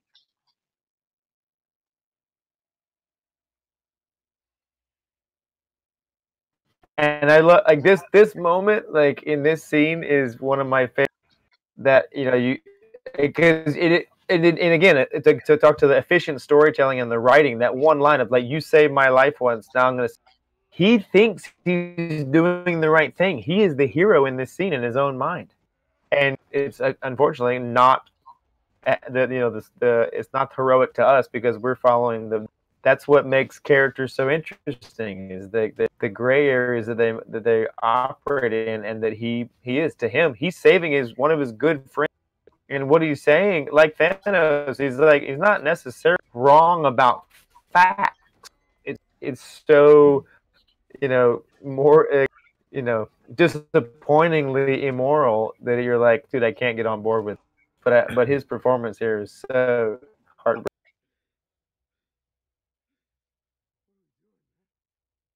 Hey, Chris, what is it like losing a fight in the middle of this movie? I didn't lose. Whoa. Okay. Sorry. I was lulling him into a false sense of confidence there. I had a broken arm, I guess. I'd been shot in the arm. I had a sling on. There's a few reasons why I may have, been losing, as you say. Insinuating, I guess. Yeah, I don't know what you're talking about. Yeah.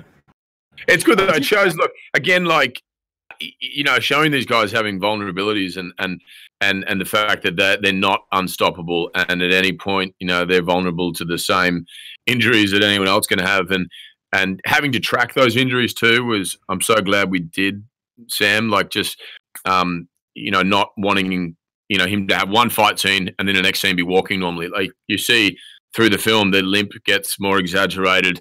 It's harder to lift that right arm after being shot. And so we had to kind of each scene go, okay, so which injuries happened? There's the knife wound here, the gunshot here, and it's great. It just adds a sort of, I don't know, you're limping over the finish line by the time you get to the end of the film. And tracking that continuity, I think, is really important. Well, that's why people, I think, are responding to the character is his humanity, and that he can be wounded and he can be killed. And there's real stakes there, and that is a very specific level of performance tracking that very few people do, and you did a great job with it, and conveying a human character both emotionally but physically as well. We talked about in Die Hard. Oh, sorry, just in Die Hard where Bruce Willis has no shoes on, that idea of like, oh, every time he's like running across the glass or something, and the whole way through, so that was the inspiration, I guess, to sort of to show how effective, the character feeling pain can be on an audience's experience.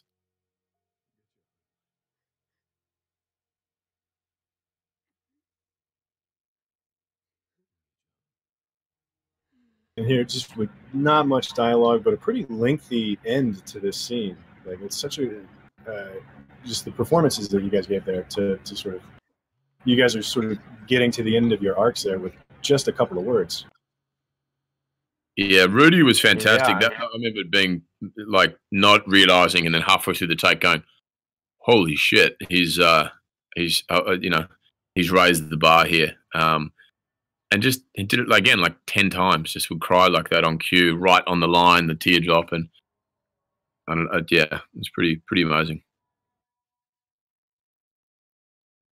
Here we're getting back out into Dhaka here, and there's been a handful of questions about the location. We talked a little bit about how cool it was to shoot in that place, but Ramon Lopez, who's watching on IGN.com, wants to know what was the most challenging part about shooting in a location that isn't familiar like Dhaka.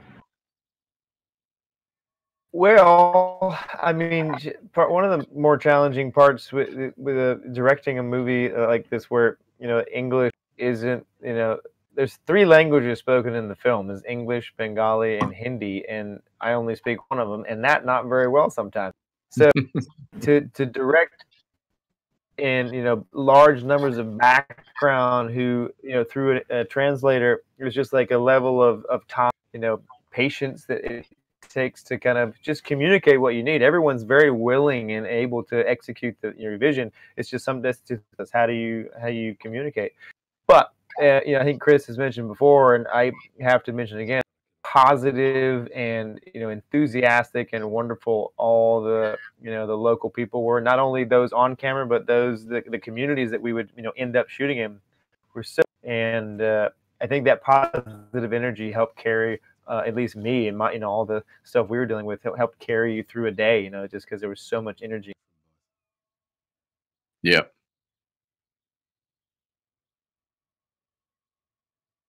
Here's a question that's come up for Joe. Talking about the going back to Community, specifically the paintball episode of Community, where you poking fun at big action like this, parodying stuff. What's it like to now be making that type of movie that you were parodying way back in Community?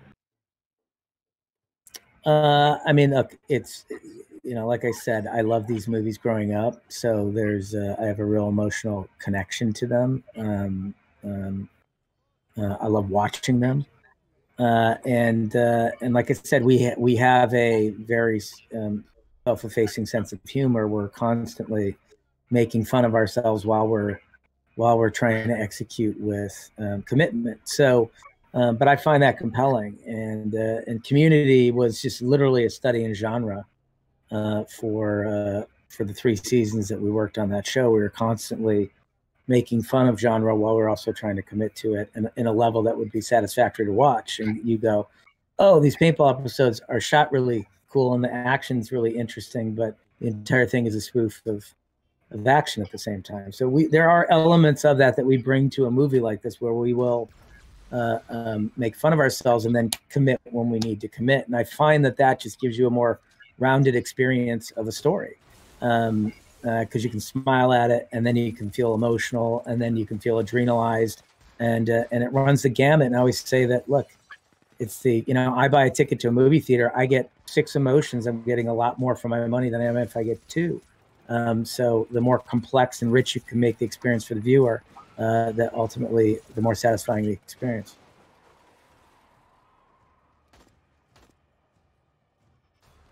So here we're starting to head towards the finish here, and this last 20 some odd minutes of the movie is more. I mean, it feels more or less like another oneer. I mean, obviously it's not, but I mean, the energy of this movie has built and built and built to this spot, and it's just another sprint to the finish.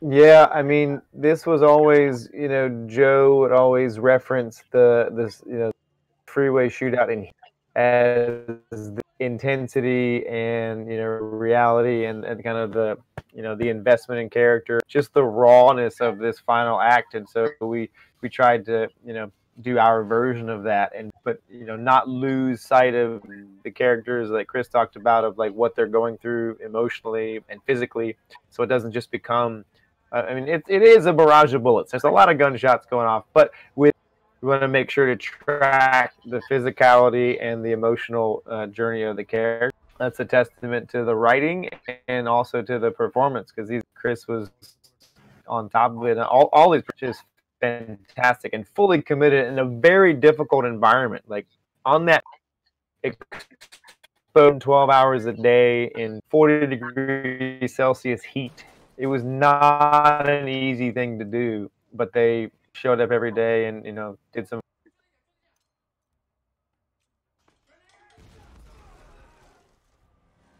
We got showed up every day, and then it's always the end. It's always the end. It's always the end. Don't stop talking. Now, I think what's interesting about this third act is that this is a collaborative effort on the part of several individuals to get him out. It's non-traditional in that regard, where there's just not this isn't a one-man show here. And in fact, it's Saju who breaches the bridge first. And it's Nick who ultimately takes receipt of him. And like I said, has a couple of critical moments in the third act to turn the movie, as well as being the one to finish off the villain. And I think that's, again, a level of reality that we're trying to play into, is that, this is not something Ray could have accomplished all by himself. I think it makes the other characters compelling and rich and unique and unexpected in the way that they're used in this third act. Yeah, I mean that's one sort of. There's our from Western. No, go ahead. There's a Western homage to that moment before the quick draw, and then the quick draw of Saju, and then it's like one of our, because he and I spoke a lot about Sergio Leone movies and Westerns, and we had to get that in there for me and Ren. I love the full gamut of inspirations for this movie. I mean, we talked about Die Hard and Heat and Sergio Leone, City of God. We talked about. It's a really broad spectrum of movies that you guys are pulling from. Well, we're all movie geeks, I think, and it's a little bit of what the language is as a filmmaker, is that you can embrace and talk about. I went to film school, and the only reason I'm here is because other people mentored me and took a vested interest in helping me advance my career. People like Steven Soderbergh, and so I just view now this is like our ability to share with other people who want to be filmmakers. This is how we did it. We were inspired by, and everything is, as the great quote goes, it's great jazz artists don't borrow, they steal. Everything's stolen in some regard, and you're just trying to put your own spin on it and bring your own emotions to it, and your own commitment to it. So, films are a big part of our language. All of us will talk about them on set, on the Marvel films. We'll talk about it while we're working on other projects together. And it's just a way to, to create a common language amongst all of us to understand what it is we're trying to accomplish.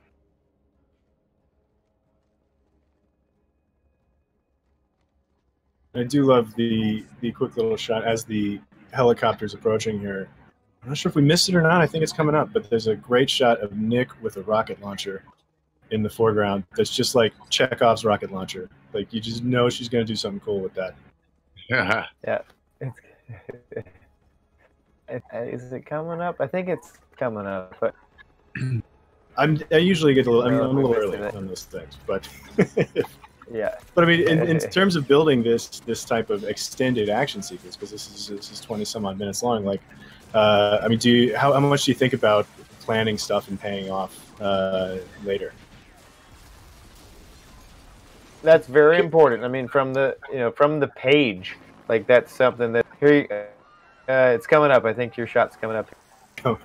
Well, I think the early one happened, yeah, and now she's gonna actually pull it out and do something with it. It's super important to set stuff up and pay it off, like the the helicopter early on in the movie, and like Rake's use of his gun and his forward momentum, like his fighting style changes as the movie goes, and then trying to stay true to these characters, but then show new sides of them, new tricks up their sleeves, or new level, pain they're willing to endure, or ideas because now this is the first time you see these guys work together, so that's a new twist. So you're not just one guy, the whole time. So you're seeing the first time there's complications. So a lot of this, conceived early on in the script phases, and we just tried to honor that and be true to the capture.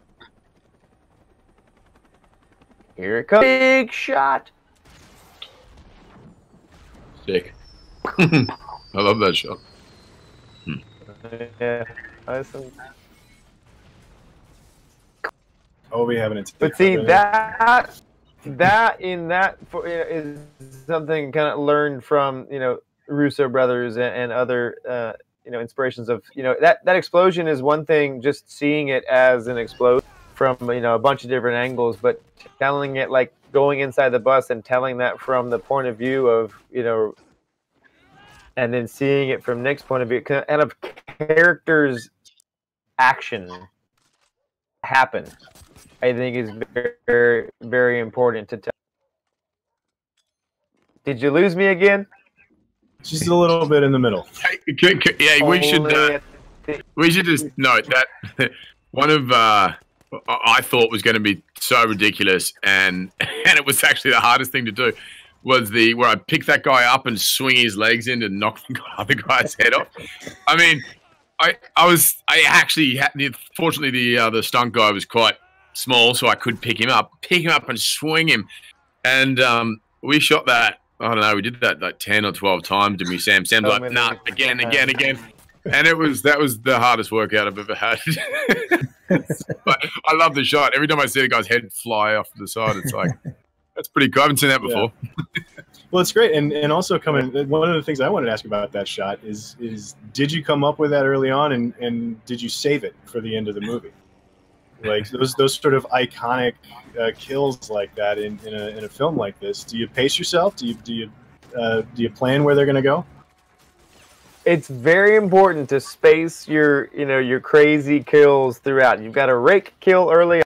You got to have something crazy in the middle, and then we were just trying to find creative ways to take and to use dummies. That's another dummy shot. You're not going to do that to one of your buddies. So what are creative ways we could use these things to make it feel real and make people go, ah?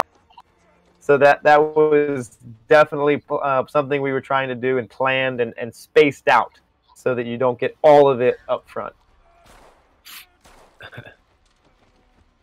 I just love how this one that I'd never seen before, and so I like the idea of just saving that one for the end of the movie. Yeah.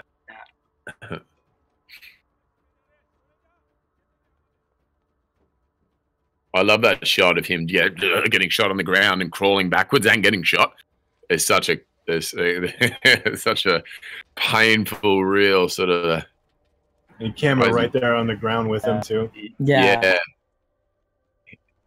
He's a bull, Saju. He won't give up. I mean, he knows that his family's lives are at stake if he can't get Ovi across that bridge, and that's the tragedy to his character. Yeah. He won't quit.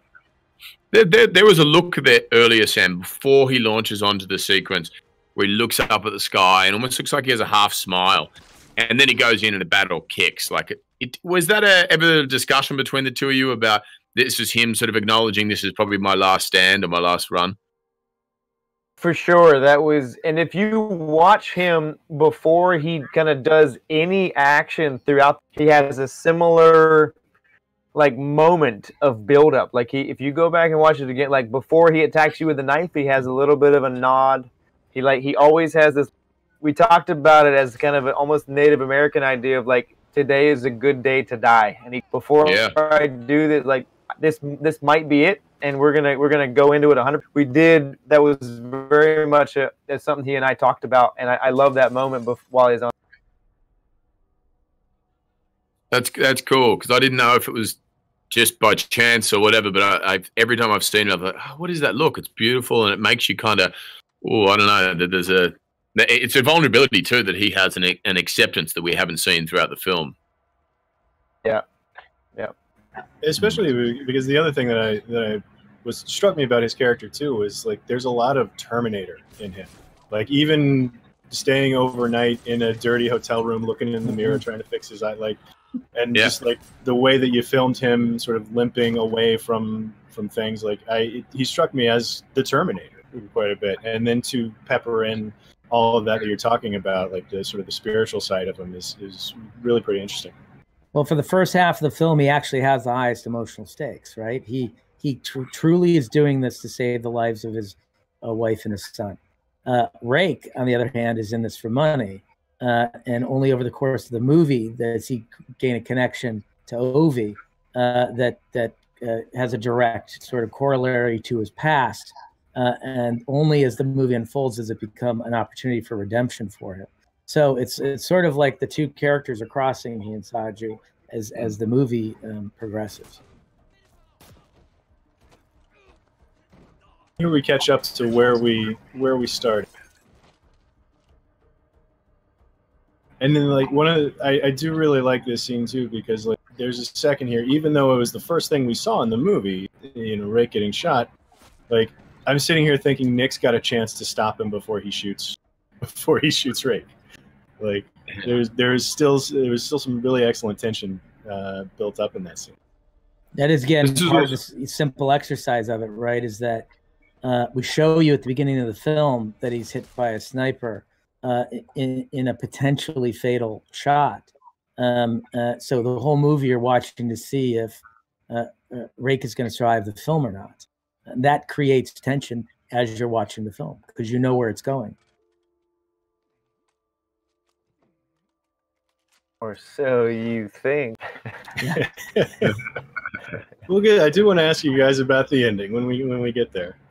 Tell you what, like this scene, next to Rake's confession scene, to me was the other big scene of the movie, the big moment to really pull at the heartstrings. Because this is at this moment, at least for all intents and purposes, as you see it, it's goodbye. They don't know if they'll see each other again necessarily. So that relationship that thread that you've kind of woven throughout, this is the payoff of it. Again, both Chris, you and Rudy really brought it to this sequence, and it was effective to me watching it. Again, I was just a mess behind the monitor, crying all the time and getting excited and strapping myself to the hoods of cars. It was a really roller coaster of emotions for me. If you weren't strapped to the hood of a speeding car, you were crying in Video Village. Exactly. It's just up and down, up and down. I don't know. Again, the way Rudy was just, crying in the scene on cue, and the emotion he brought, as Sam said, was another day where I was like, oh man, this kid's making us look bad.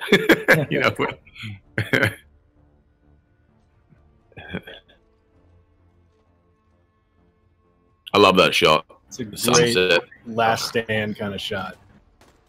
It's hazy background and sun setting, so good. Come on, Tom Siegel, back. Woo! Yeah, there's a couple of times, and he'd be waiting for the light to move sort of 6 inches left or right or whatever, and I'd be like, oh, who cares, mate? No one even. And then you see it, and you're like, oh wow, it's a masterpiece the way he shot it, and we all look so much cooler with that light having set just over here. It's the small details where you're just surrounded by the best people and let them do their thing.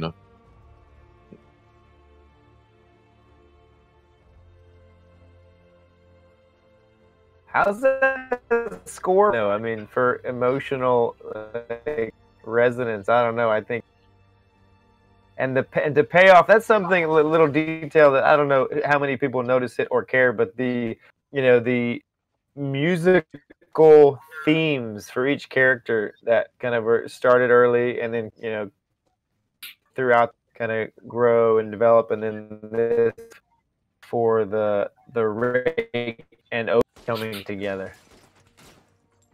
Mm-hmm. This is Henry Jackman, who's a frequent collaborator, and this is an incredible score.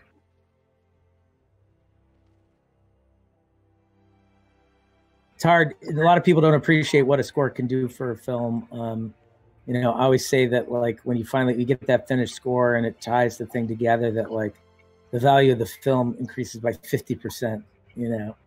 It's incredible what music can do to create a through line and elicit emotion.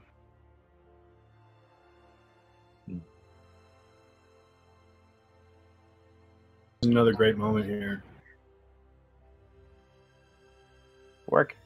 Get me right in the feels. Work.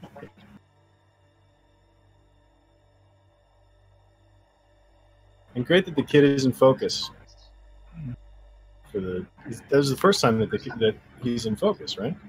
Yeah. It's an old Leone trick as well from Once Upon a Time in the West. The entire film is about an image out of focus from his past that then finally comes into focus. But also the story of Farad is really compelling at the end here, that just one of the boys does him in out of sheer spite, you know, and that the cycle of Amir will never be broken, that, you know, even though Amir will get killed in a bathroom shortly, someone's going to step up to take his place, and then someone will take their place, and someone will take their place. Mm.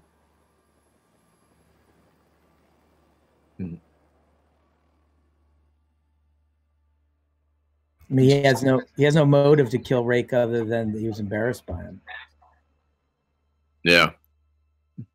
Right, like he's in a way taking it upon himself to make sure that that sort of cycle keeps going.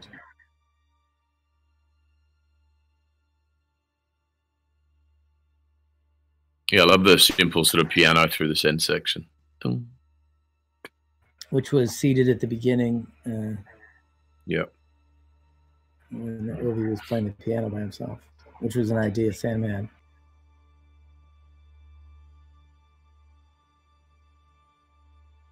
I always know the good parts when we're doing these shows and everybody just sort of quietly watches the movie. Yeah, for a second. It's quiet. It was Yeah. I'm affected emotion. Yeah. Yes. Uh-huh. Good job. Well done. So here we are sneaking up on the end of this movie, and obviously there's some. It's the very last shot of the movie.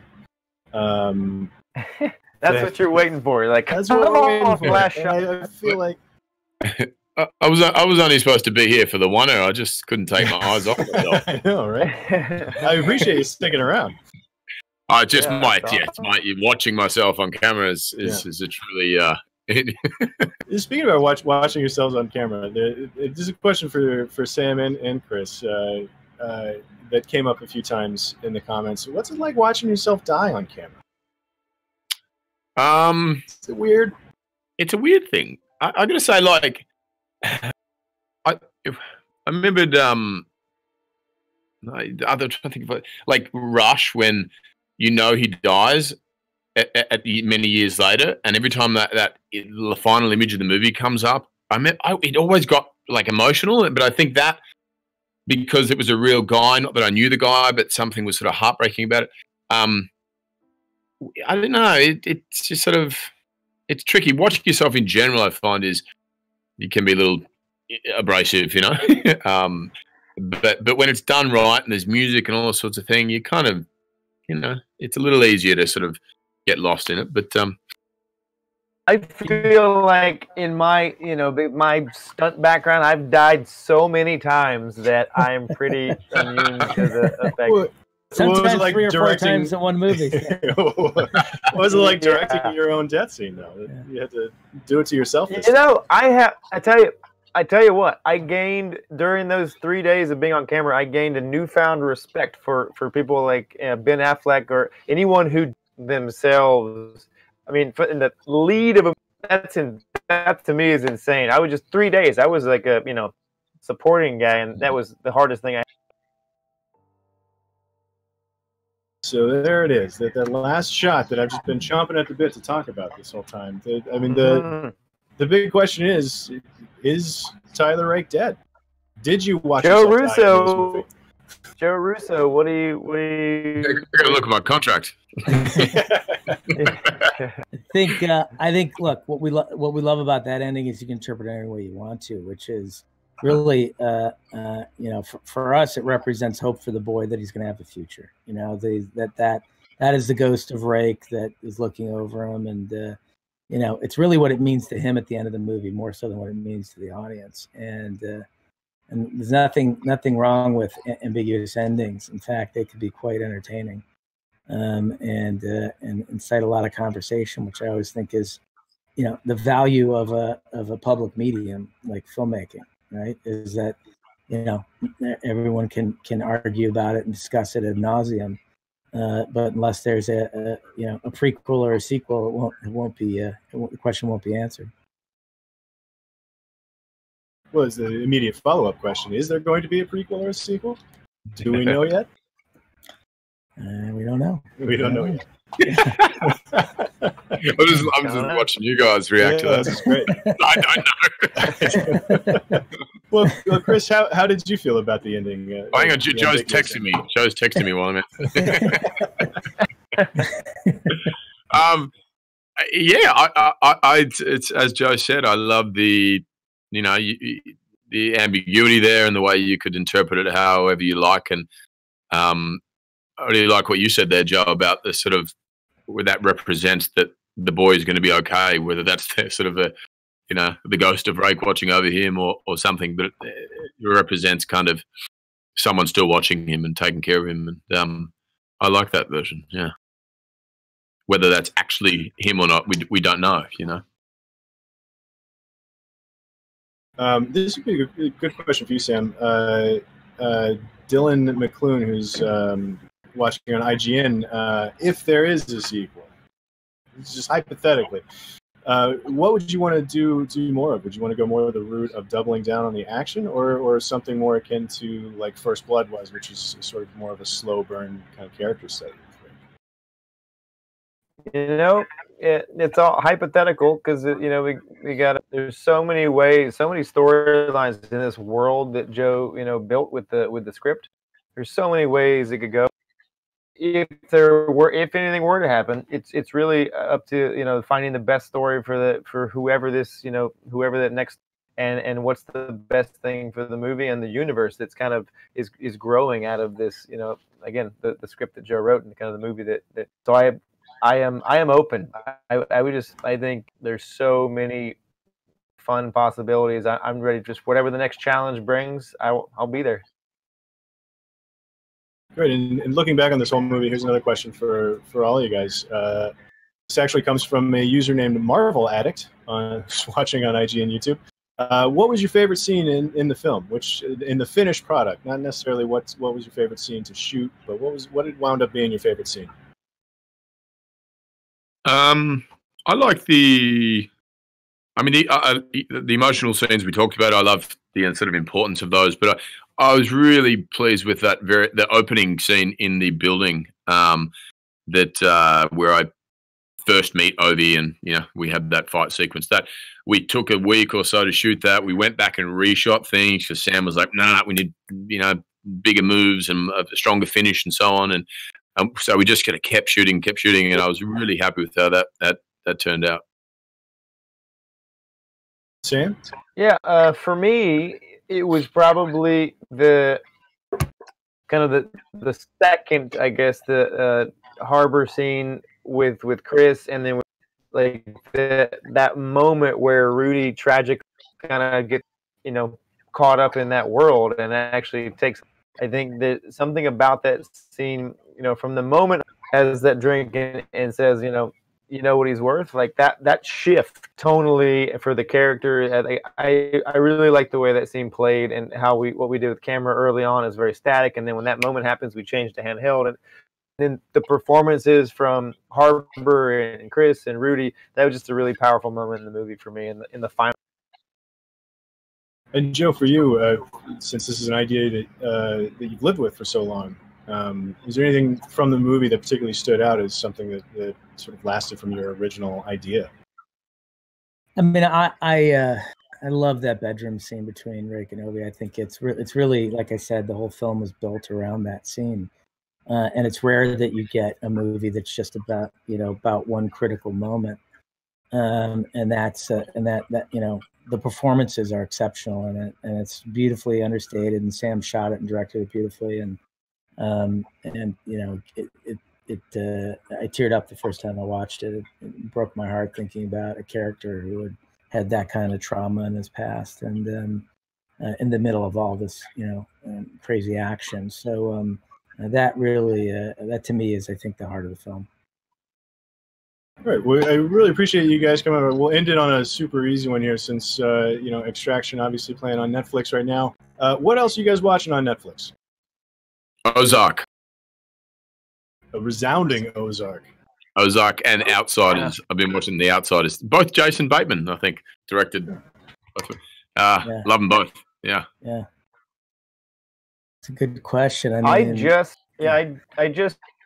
been watching a lot of kind of classic movies rewatched The Matrix recently. Still just rewatched The Last Samurai. Still, Zwick killing it and Cruise. Just remind myself of gotta go back to all the movies I love. Rewatch the Rambo trilogy. There's only really 3 Rambo movies that we need to worry about, but you're just rewatching classic movies. So I'm delving into that. I finally got around to watching what turned out to be the most harrowing docu-series I've ever seen, I think, which was Don't Fuck with Cats. I don't know if you've seen it yet, but yeah, I've heard about that. It's a tough watch. Yeah. All right. Michael Jordan documentary is pretty fantastic. Well, the Chicago Bulls, documentary is incredible. I'm full disclosure wearing a Houston Rockets T-shirt right now, and the part of that documentary where they don't talk about how Michael Jordan was just ducking the Rockets in '94 and '95. That's the real crime. But guys, thank you so much for joining us tonight. Really appreciate it, Chris. Thanks for staying longer than just the one. And Joe and Sam, thanks for being here the whole time, guys. Really appreciate it. Thanks. And thanks for everybody watching at home. We'll see you next time on Watch From Home Theater. Thanks, guys. Good to see you, boys. Take care.